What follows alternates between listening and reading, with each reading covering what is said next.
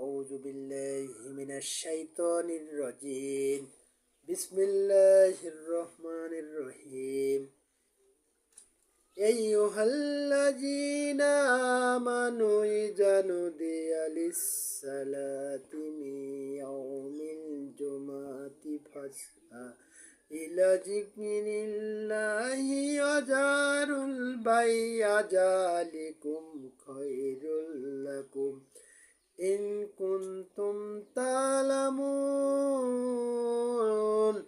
সূরা জুম্মা 62 নম্বর সূরা 9 নম্বর আয়াত।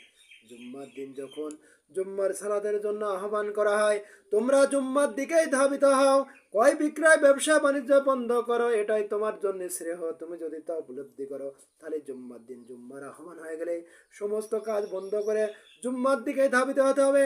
এটা আমার আপনার জন্য কল্যাণ এবং রহমত।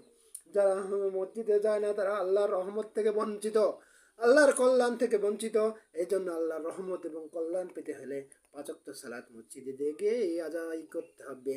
জুম্মার দিন জুম্মার আহ্বান হয়ে গেলে যে প্রথমে যাবে সে মহিষ উট কুরবানির নেকি পাবে, তারপরে যে উপস্থিত হবে মহিষ কুরবানির নেকি পাবে, তারপরে যে উপস্থিত হবে গরু কুরবানির নেকি পাবে, তারপরে যে উপস্থিত হবে সে ছাগল কুরবানির নেকি পাবে, তারপরে যে উপস্থিত হবে সে সাগি কুরবানির নেকি পাবে, তারপরে যে উপস্থিত হবে সে ভেড়া কুরবানির নেকি পাবে, তারপরে যে উপস্থিত হবে বেরি কুরবানির নেকি পাবে, তারপরে যে উপস্থিত হবে হাঁস কুরবানির নেকি পাবে, তারপরে যে উপস্থিত হবে মুরগি কুরবানির নেকি পাবে, তারপরে যে উপস্থিত হবে ডিম কুরবানির নেকি পাবে।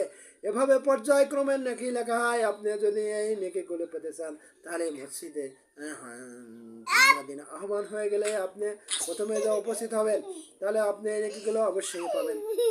এই জন্য 5 ওয়াক্ত সালাত আবার আপনাকে মসজিদে গিয়ে আদায় করতে হবে।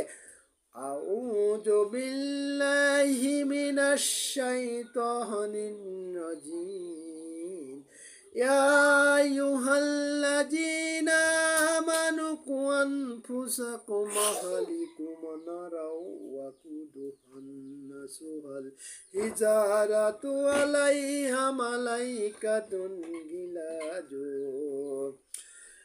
নিজে বাঁচাও, পরিবারকে বাঁচাও। জাহান্নামের ইন্ধন হবে মানুষ পাথর, সেখানে নিজে থাকবে নির্মম কঠোর হৃদয় ফেরেশতা। এই ফেরেশতাকে আল্লাহ যা আদেশ করবেন তাই করবেন, আল্লাহর আদেশের বাইরে কোনো কিছু করবেন না। প্রথমে নিজে বাঁচতে হবে, তারপরে আহাল পরিবার, তারপরে সমাজ, তারপরে রাষ্ট্র। প্রথমে নিজের 3.5 বুদ্ধির উপর ইসলাম কায়েম করতে হবে, তারপরে আহাল পরিবারকে জাহান্নামের আগুন থেকে বাঁচাতে হবে।